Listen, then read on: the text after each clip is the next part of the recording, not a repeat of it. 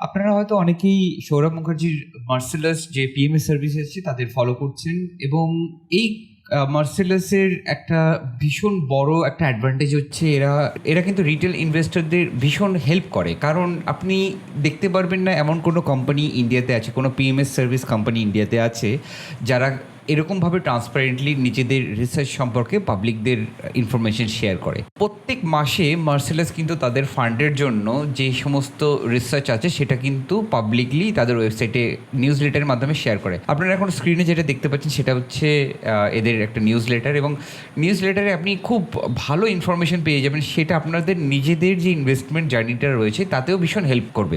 তো আমরা নিউজ লেটারে সম্পূর্ণ যাওয়ার আগে প্রথমে এটা দেখে নিতে পারি কী কী স্টক রয়েছে। মার্সেলাসের আপনি যদি আগে সৌরভ মুখার্জি যদি আগে কোনো ওয়েবিনার অ্যাটেন্ড করে থাকেন তাহলে হয়তো নিশ্চয়ই শুনেছেন যে মার্সেলাস যে কনসিস্টেন্ট কম্পাউন্ডার রয়েছে এটা ওদের ফ্ল্যাগশিপ একটা পোর্টফোলিও, মানে এটা হচ্ছে এদের মেইন পোর্টফোলিওটা। এবং এই পোর্টফোলিওতে এরা কিন্তু খুব টপ কোয়ালিটির যে স্টকগুলো, যেগুলো লার্জ ক্যাপ স্টক রয়েছে, যেগুলো খুব ভালো লম্বা সময়ের জন্য ভালো পারফর্ম করেছে, সেই স্টকগুলোকে এরা রিসার্চ করে এবং তার মধ্যে যে খুব বেটার রিটার্ন প্রোফাইলের যে কোম্পানিগুলো আছে সেই কোম্পানিগুলোকে শর্টলিস্ট করে। এখানে দেখতেই পাচ্ছেন, এখানে বলছে যে টোটাল এরা 25টার মতো স্টক কভার করে এই পোর্টফোলিওর জন্য, এবং এরা খুব high degree of consistency provide করে।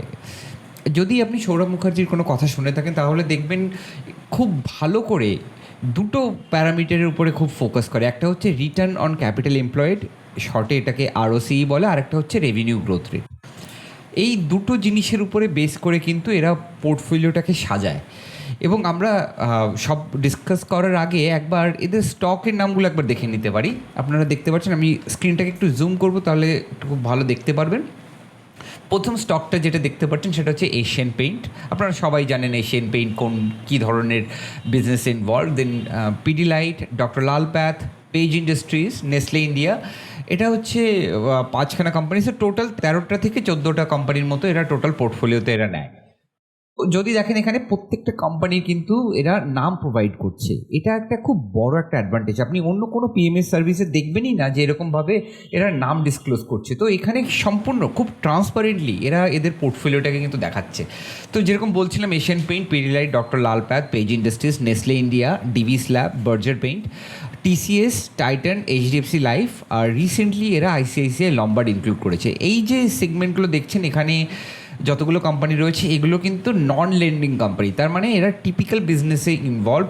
আর 3টে কোম্পানি আছে তারা লেন্ডিং বিজনেসে ইনভলভ। এই 3টে কোম্পানির নাম যদি দেখা যায়, প্রাইভেট কোম্পানির ব্যাংক বা এনবিএফসি মার্সেলাস প্রেফার করে। তার মধ্যে যদি দেখা যায় টপ যেটা রয়েছে সেটা হচ্ছে এইচডিএফসি ব্যাংক এবং তারপরে কোটাক মাহিন্দ্রা ব্যাংক। এই দুটো জাস্ট টিপিক্যাল প্রাইভেট লেন্ডার, খুব বড় ধরনের মার্কেট ক্যাপ রয়েছে প্রাইভেট যে ব্যাঙ্কগুলো আছে তাদের মধ্যে থেকে। এটা হচ্ছে ব্যাংকে। নন ব্যাঙ্কিং ফাইন্যান্সিয়াল সার্ভিস যেটা এনবিএফসি বলা হয়, সেখানে কিন্তু বাজাজ ফাইন্যান্স আমরা দেখতে পারি। এবং মার্সেলাস কিন্তু অনেক ওয়েবিনারে Bajaj finance, Kotak Mahindra bank, HDFC ব্যাংকের ব্যাপারে অনেক ভালো ডিসকাস করেছে যে কেন এই কোম্পানিগুলো খুব ভালো রেজাল্ট করবে, আমরা কেন এটা সম্পর্কে বেশ ভালো এক্সপেকটেশন রাখতে পারি ফিউচারের জন্য। এই কোম্পানিগুলোর নাম আমরা এই যে ভিডিওটা সেটাতে বললাম। আমরা প্রত্যেকটা কোম্পানি সম্পর্কে একটা একটা করে ডিসকাস করব। যে সৌরভ মুখার্জি বা মার্সেলাসের যে টিম রয়েছে, মানে এই যে পোর্টফোলিওটা রয়েছে, এই পোর্টফোলিও ম্যানেজার হচ্ছে রক্ষিত রঞ্জন।